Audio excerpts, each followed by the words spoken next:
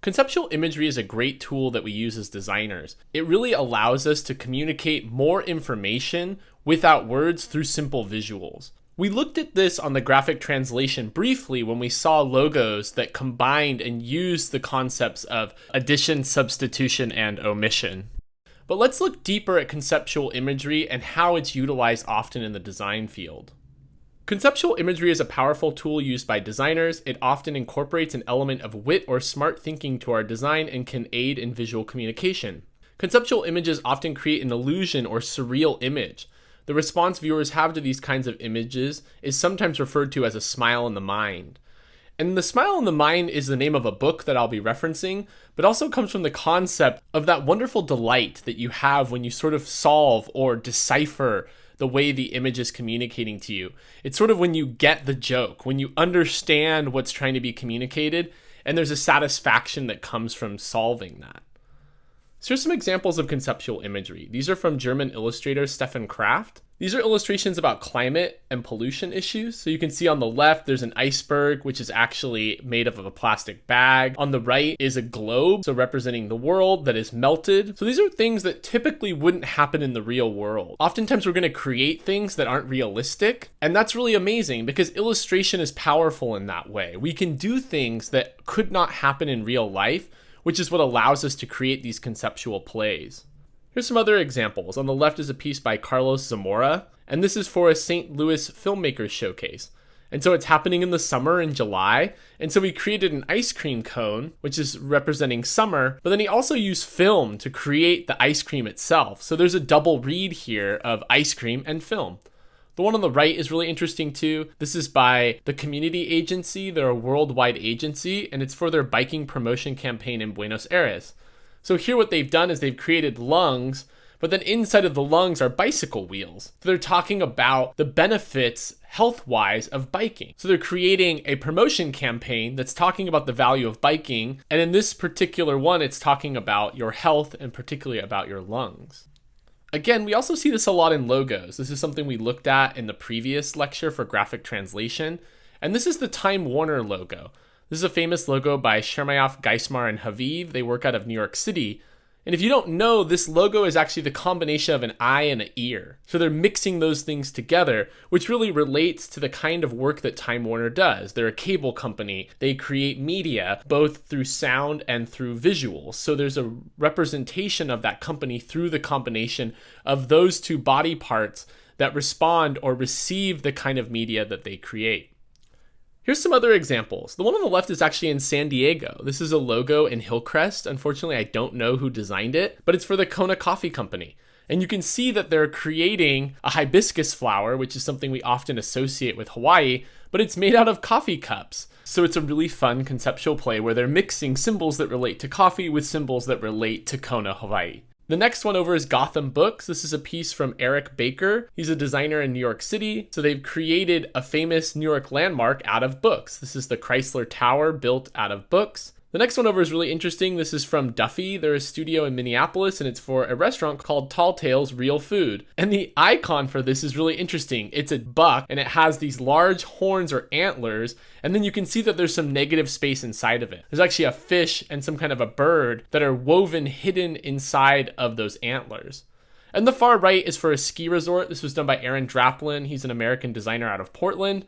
And it's really fun how he's created a double read here. He's created a snowflake, but he's also manipulated the interior of the snowflake, so there's also an A representing the A in Anthony Lakes, which is the name of the ski resort.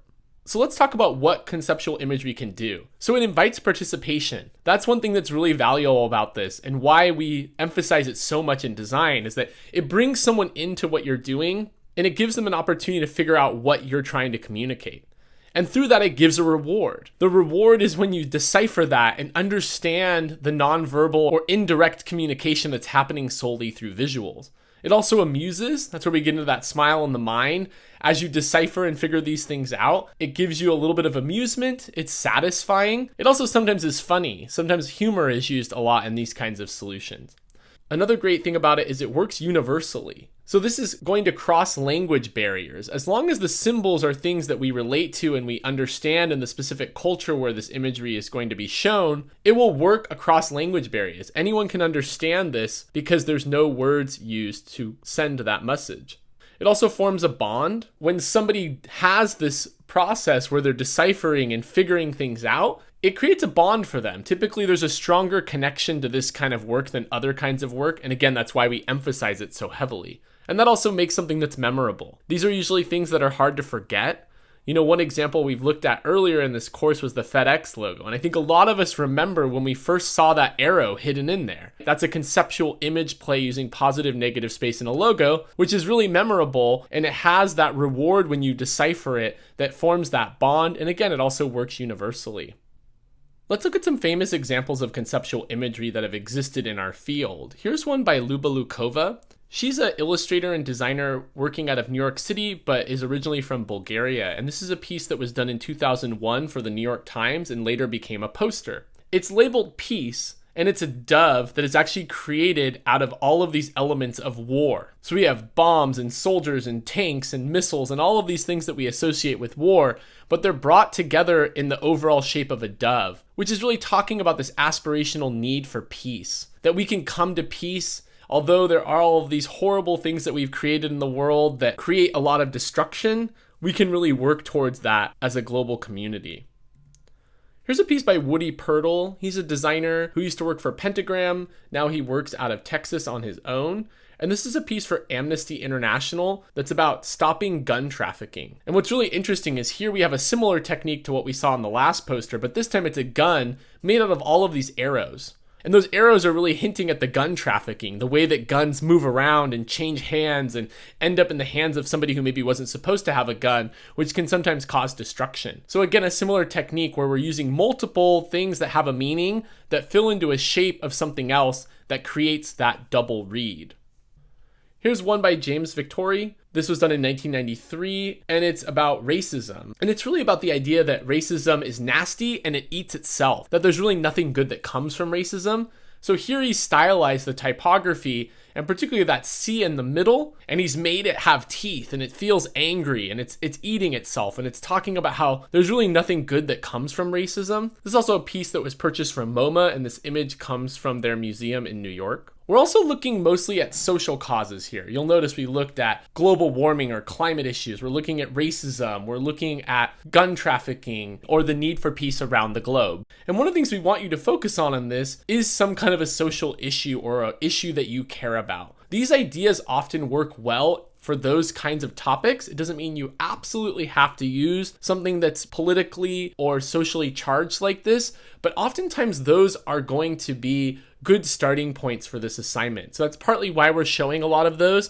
And you can pick any issues or topics that matter to you. I also find as an instructor that when you care about the topic that you're working with, you'll create better work, and maybe it's something that you know really well, so you can build some interesting conceptual imagery. Now let's talk about where do these ideas come from, and how can we incorporate more conceptual thinking into our work. These are sometimes difficult to do. I think sometimes we feel this is a daunting task and that these ideas will just fall out of space into our brain and we'll have them. And sure, sometimes that happens. Sometimes you just have this spark of genius and this idea just comes to you.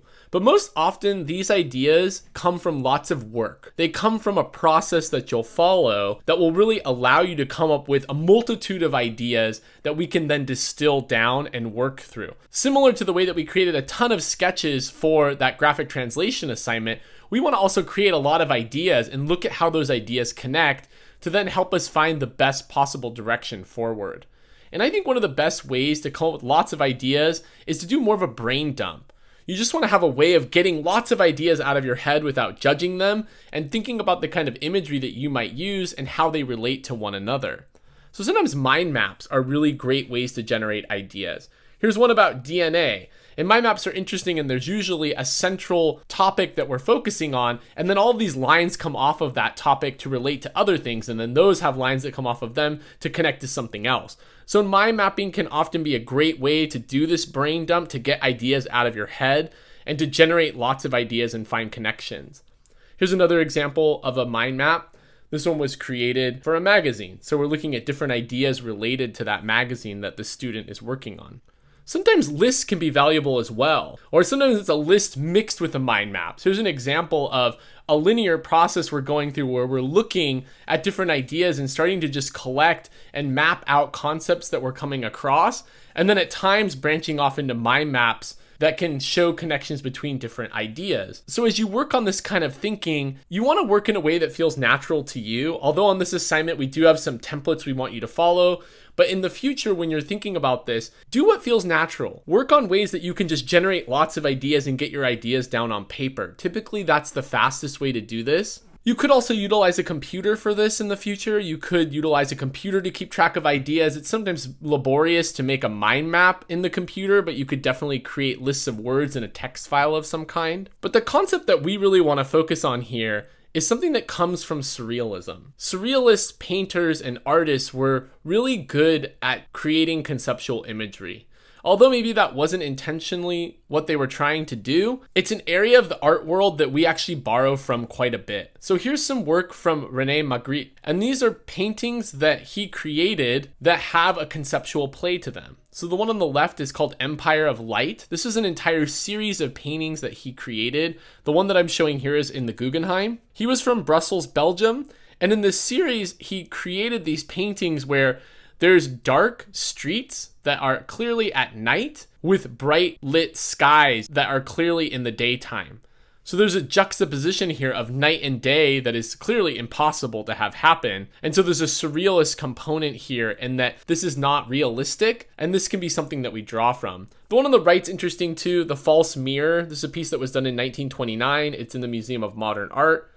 And here we have an eye, but through it we're actually seeing the sky, which again isn't really possible. You can't look in an eye and see a reflection of the sky. So there's something happening here that's not realistic. And again, that's where this comes into play, and that's what's useful to us as designers. When we're creating these kinds of illustrations or these types of graphic compositions, we want things that don't go together, because that's the beauty of what we can do. This isn't a photograph. We can create something that might not exist that will have a dual meaning. So often we call this forced connections or familiar in an unfamiliar place. Those are two ways that we refer to these ideas, and it's where you force connections between imagery or iconography, or you put something familiar but in a place that it doesn't belong. So let's look at some other strategies of how to create this. These are some lists that I made for this course to show you some examples of how you might approach this assignment. Although I'm not working with a social issue, hopefully this will help you understand a little of how we want you to approach the brainstorming for this project. So to start, I have two lists. I have San Diego and film. So this is going to be conceptual imagery that I create for a San Diego-based film festival. Under each of these categories, I've listed lots of words, and I'm mostly focusing on nouns. That's kind of important. You want to focus on objects, things that you can envision in your mind. So for San Diego, I have the skyline, beach, surf, tacos, Coronado Bridge, Balboa Park. I'm not even thinking about this in great detail. I'm just really dumping all the things that I think about when I think about San Diego. And then I do that for film as well. I have film reel, actor, clapboard, curtain, stage, camera. Again, don't filter your ideas, don't judge your ideas, just work on getting as many ideas as you can down. And again, try to focus on nouns, things that have a visual associated with them.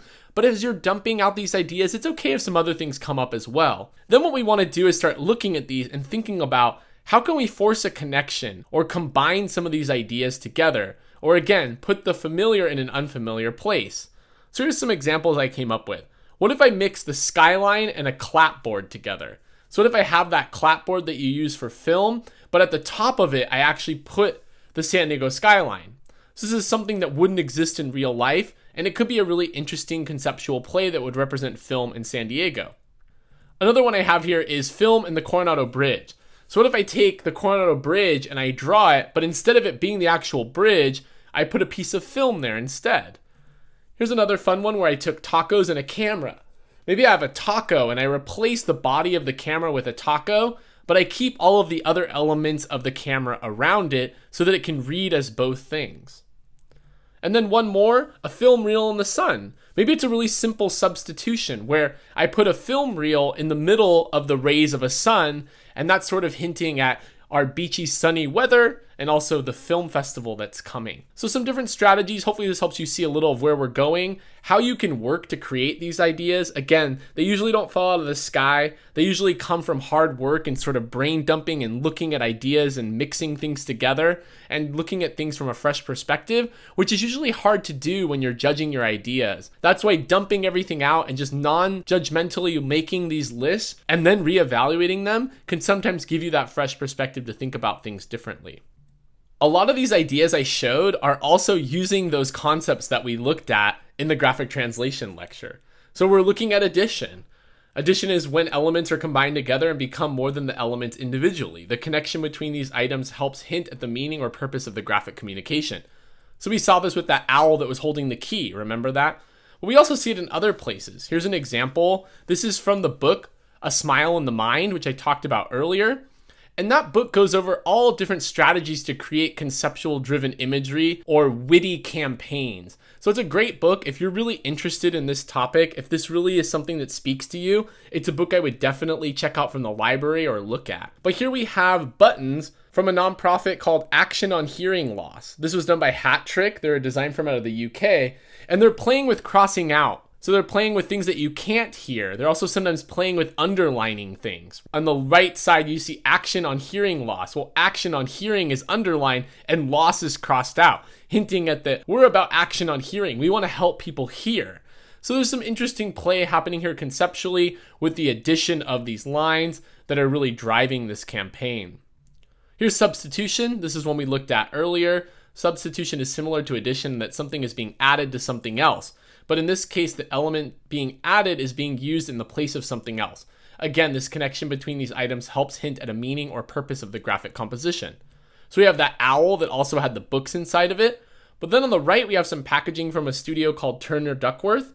They're out of the UK and the US. They have offices in both countries. But this is a piece they did in the UK for a supermarket called Waitrose. And this is for their honey. And you can see that they've modified that E to be that bottom part of the B. And then they've added the rest of its body up above, a substitution of that E for the body and the rest of the B. So there's a way for that to read as honey, but also give you a visual cue of what you're looking at.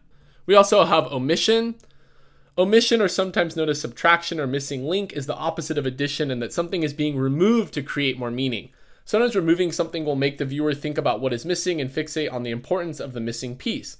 This technique can also often lead to style-driven solutions that do not increase meaning or understanding. So for this one, we had the owl with the heart, so that removal of part of its body and that removal being in the shape of the heart gives more meaning. But here's an interesting concept that was done by Tracy Ma.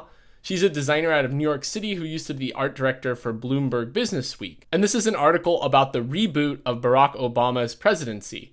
So we have crashed 1 year and one epic fail into his second term. Barack Obama needs a reboot.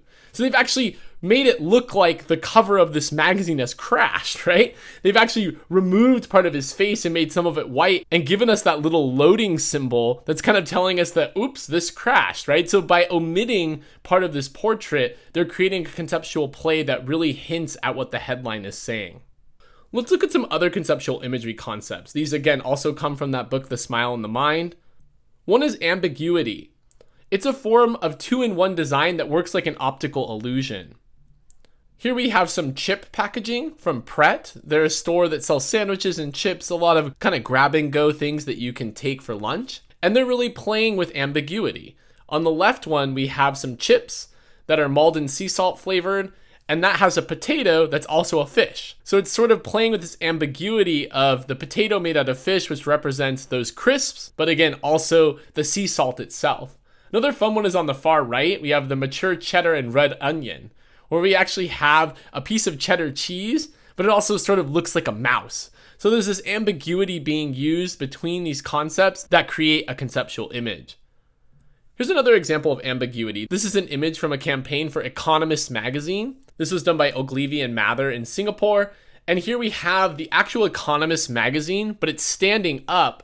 And they're all sort of mixed together and folded to create a brain. So this creates some ambiguity where it's the magazine, but it's also a brain, and it's creating a conceptual image that tells you, or is trying to tell you, that if you read this magazine, it will potentially grow your brain or make you smarter. Another strategy we see is called homage. And this is communication that references iconography or well-known imagery, usually as a tribute or critique. So this is something that's interesting. It's where you work with well-known imagery in some way and reference it in a way that is tribute or critique and usually fairly clever. Here's a campaign for Lego. This was done by a studio in Hong Kong called Geometry Global. And you can see that they're creating famous works of art out of Legos. So on the left, we have the Mona Lisa. You can still recognize what it is because it's such a famous painting and something that we know, but they're showing a little bit of the beauty that you can create with Lego, the possibilities of Lego. So it's a really interesting campaign that was really successful. There are a lot of different ones. On the right is Girl with a Pearl Earring by Vermeer, another very famous painting. And there were all kinds of different paintings that they did, emphasizing Lego, but again, also paying homage to these really famous works of art. Here's a piece by Jonathan Mak Long. He's also a designer out of Hong Kong. This was done in 2011 as a tribute to Steve Jobs. And here we have a little bit of homage because we're using the Apple logo, but then we have a silhouetted portrait of Steve Jobs replacing that bite out of the apple or that missing piece out of the apple. And this was great because this was a self-initiated piece and it kicked off a very successful career of Jonathan doing this kind of work. He does a lot of very simple, conceptual driven work like this now. Another concept you can play with is trompe l'oeil. This is where you mix illusion with reality to allow one thing to pretend to be another. It's really a concept that comes from fine art, but it's something that we can still utilize. This is usually a more photographic driven direction, which you could explore on this assignment, although we're really going to push you towards more simple, flat, illustrated directions. So here's an example of this in action. Here we have the FedEx Always First campaign. This was done in 2011. It was actually a piece from the Miami Ad School. And here we have a FedEx truck, but they've painted the illusion that there's a DHL truck behind it. So on the right is that yellow truck, but it's all actually on that FedEx truck. So it's a really funny conceptual play where they're showing that FedEx is always first, right? Because no matter where this car goes, it's always going to be ahead of that DHL truck because the DHL truck is painted to always be behind it. It's also clever that they're not showing the DHL logo. They're just using the colors and the iconography of that truck to let us know it's DHL, which is clever because they might get into some trouble if they actually showed their logo. So a fun example of trompe l'oeil. Here's another one by Turner Duckworth. This is a Coke cup that they created. And it's really cool because they've actually made the cup have a clear area that renders the Coke bottle. And that's a very recognizable symbol for Coca-Cola. And so when it's empty, it doesn't make as much sense. But once it's filled with Coke, it looks like although you're drinking out of this plastic cup, there's actually a Coke bottle there filled with Coke. So some interesting examples again of using trompe l'oeil. We can also use economy. Economy is utilizing the required content in an efficient way that enhances its message or meaning.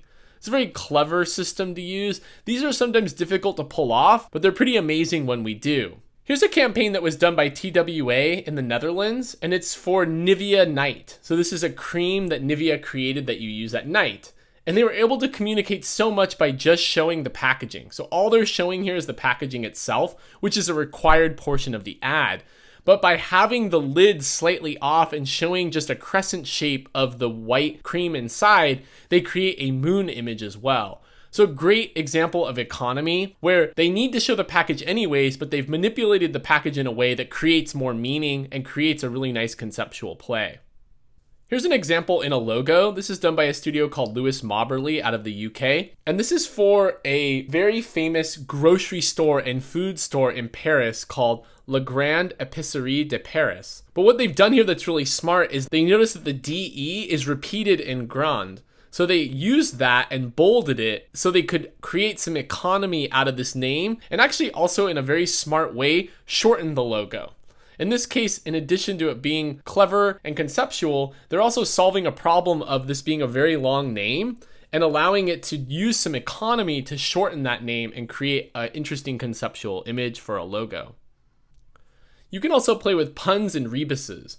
Communication that uses imagery in the place of words is considered a rebus. A pun is something that plays with words that sound similar but have different meanings. We see these a lot. You might see these more than you realize. A very famous example of a rebus is this one. This was done by Paul Rand in 1981. He's a famous US designer. And this was a rebus that he created for IBM, and it was for their new Think motto. they had a whole campaign around the idea of think. And so there's an interesting play here where he's using a rebus of the I, the B, and the M. The M is actually from the IBM logo, which helps you understand that this is for IBM. But they've made this fun play where you're going to have to think to solve this. So they're really utilizing that deciphering, that reward concept that is often used in conceptual imagery to really hint at the idea of thinking. We see puns a lot in food packaging. You see it all over, a lot of times in advertising, but it's something you sometimes see in food packaging. This is snack packaging for Safeway. They're a grocery store. And this was done by Anthem Worldwide in 2011. They're a studio out of San Francisco, California. And the middle one is great. They have trap cheese artists. So they have these cheese puffs, and the name of these cheese puffs is trap cheese artist. And the illustration is of a cheese puff on a trapeze. So they're playing with similar sounding words, creating a pun, which creates a little bit of a fun conceptual play. Obviously, this imagery is conceptual as well. A cheese puff cannot be on a trapeze. So there's also a conceptual play in the imagery that they've used as well, which supports the copywriting, which utilizes a pun. You can also play with missing link. This is similar to what we talked about with omission, but it's a little bit different. Here it's being used in a more specific way where we're trying to figure out what's happening in a particular image. So this is a strategy that invites the viewer to complete the message or concept on their own. So here we have some packaging again from Turner Duckworth, and this is for a drugstore in the UK called Superdrug. And here we're selling handy wipes. So these are wipes that are wet to help you clean your hands. And what's interesting here is they're showing imagery that shows a situation where you're about to need a handy wipe. So that popsicle on the left, you can see it's dripping. It's about to start dripping on your hand if you were holding that popsicle. And so it's allowing you to understand that this imagery is here because they're showing you scenarios where you're going to need this handy wipe, and it's going to be really great to have to get these sticky things off your hands. Same with the one on the right. We have a jelly donut, and that jelly from the interior of the donut is just about to come off and potentially get on your hand in a situation where you would need that handy wipe. So a good example of missing link. Here's another example of missing link. This is actually currency that was created for the UK by Matt Dent.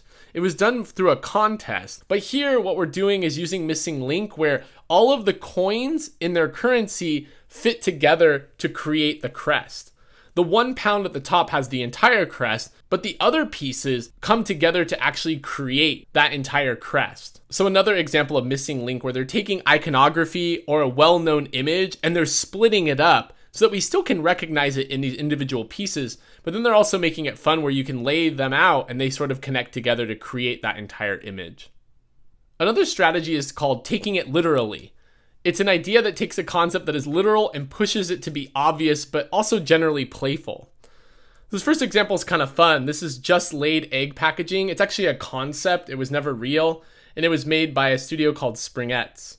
And here they're playing with the closure of the box on the eggs and craftfully positioning this chicken to make it look like it's so fresh, right? It's being laid right in front of you.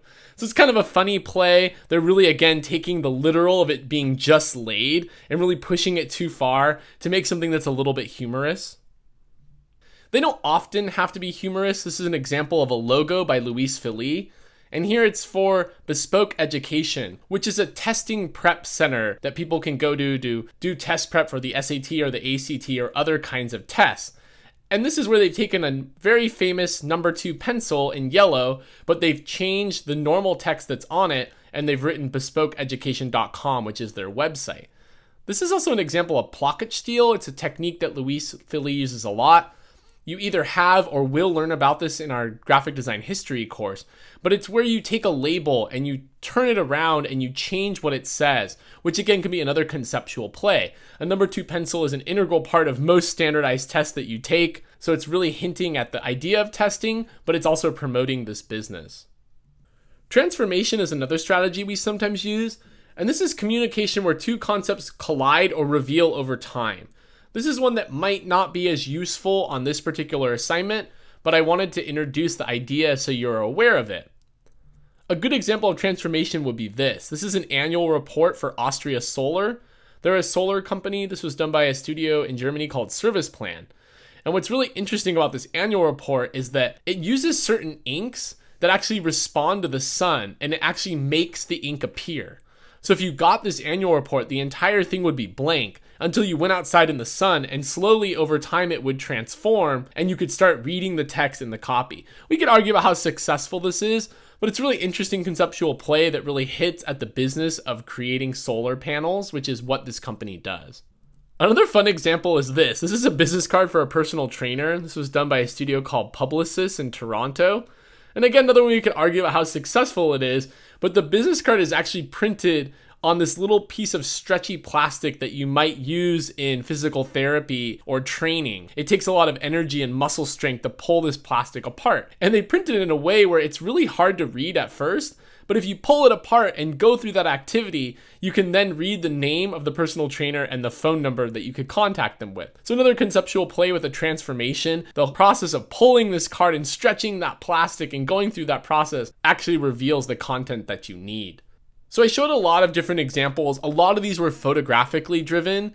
And if you're comfortable in Photoshop, if that's something you like to use and you know how to do work in that program, you can sometimes create things that I showed. But I think for a lot of us that are just starting out, it's great to go with really flat, simple ideas, things that we can execute easily with shapes in Adobe Illustrator. So I wanted to show some different designers who I would recommend looking at who do work like that is really successful, but I also think fairly easy to execute. The first one is Jason Munn. He's a designer in Oakland, California, and he makes a lot of conceptual and minimally focused band posters. So he does work like this. The one on the left for Pickwick, it's advertising a show that's coming, and you can notice that that is a briefcase that's been tilted and is also a mountain. The one on the right is great too, that Josh Ritter poster.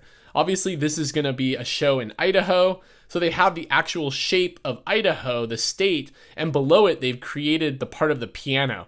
So it's the state and a piano at the same time. Here's a couple more. On the left, we have a poster for Beck. This one plays with typography. We have two records, and they're coming out of their record sleeve to create that B. So there's a fun play here with records and a B, which represents music, and the B for Beck. The one on the right is great too for Andrew Bird, where we have a violin, but we put little legs on it and wings so that it becomes an insect as well as a violin. So some interesting ways. These all are things that might be executable for you. They're a little bit more simple because sometimes when we make these complex, it can be really hard because not all of us are illustrators. We're really here potentially to learn more about design, and I think keeping things flat and simple can make you have a really great outcome on this project.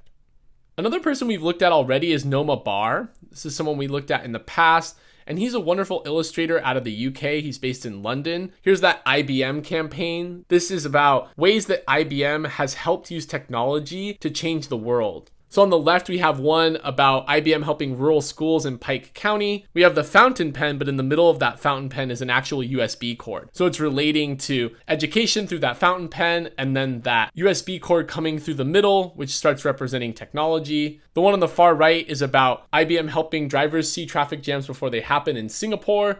So we have the car itself on a road, but then we also have the car becoming a hat and then the wheels becoming binoculars. So it's kind of showing that you can see something coming from far away. Here's some other fun ones from Noma Bar. One on the left is for Steven Spielberg. It's amazing how he created something that looks like Steven Spielberg and is recognizable as him using different elements from his movies. So he has E.T. in the middle. He has Jaws around for his smile. He has a dinosaur making his beard. So he's taking iconography that we know from his movies and putting them together in a playful way that makes it represent Steven Spielberg not only through the way he looks, but also the kinds of movies that he creates. And then another one on the right is for Breaking Bad. So he's been able to create an image of Walter White's face, which is the main character in Breaking Bad, out of symbolism that's important from that show. So another person who uses really flat, simple shape-based graphics that I think will be a useful technique for you to use on this project.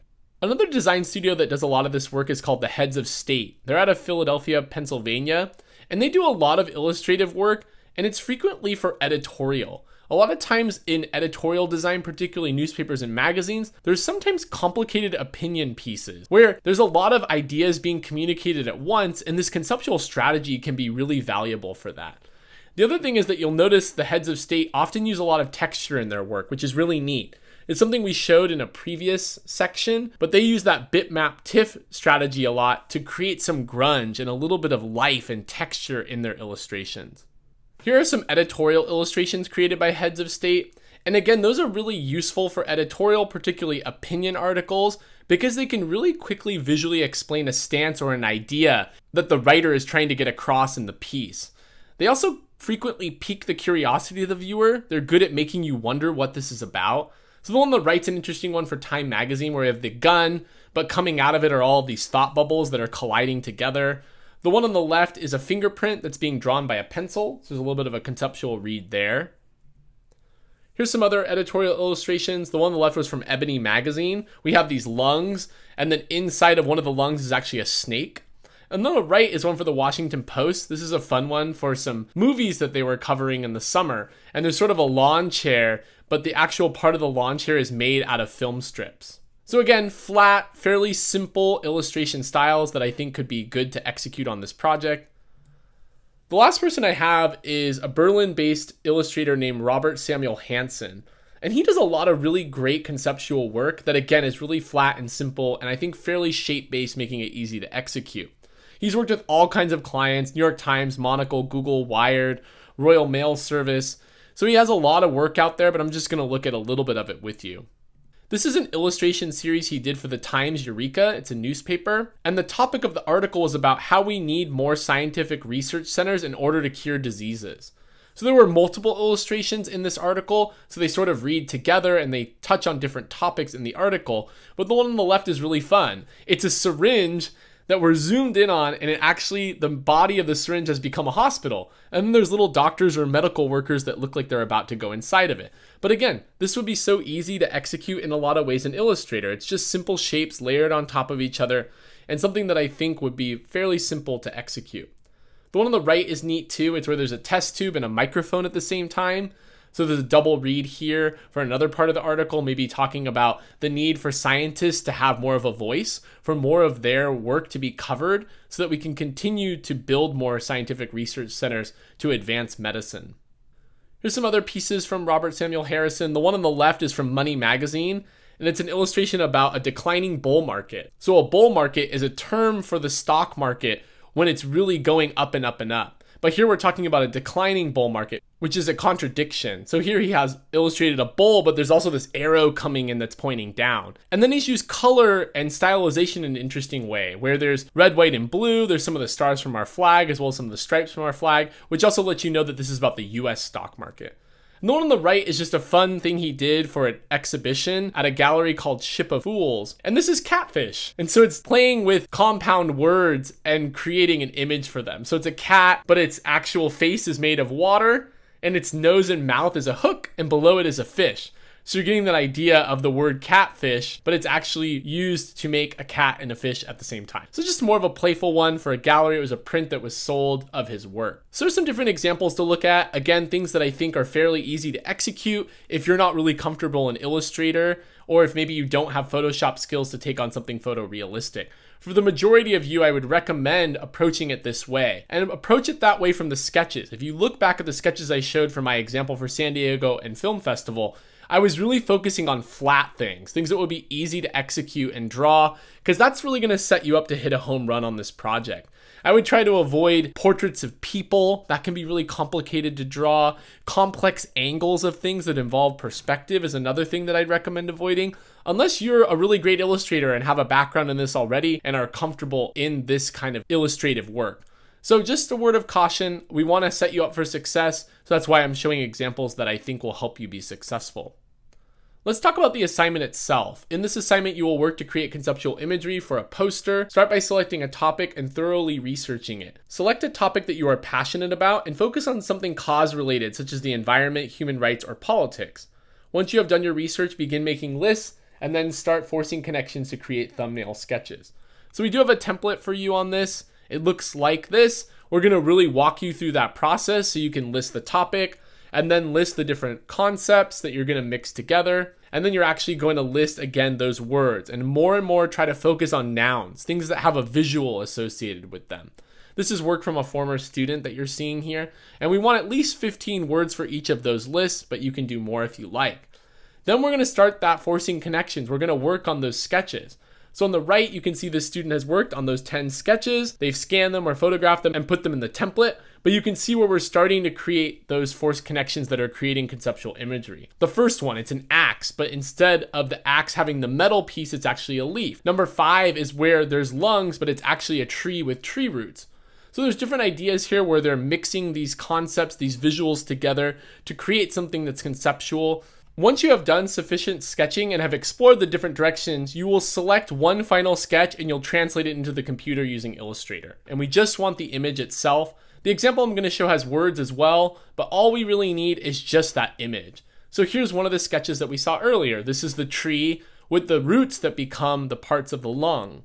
So a great conceptual image talking about the environment. This conceptual image is so strong, it really doesn't need words, and you're not required to include words. All we need is the actual illustration that is drawn in Illustrator and has color associated with it.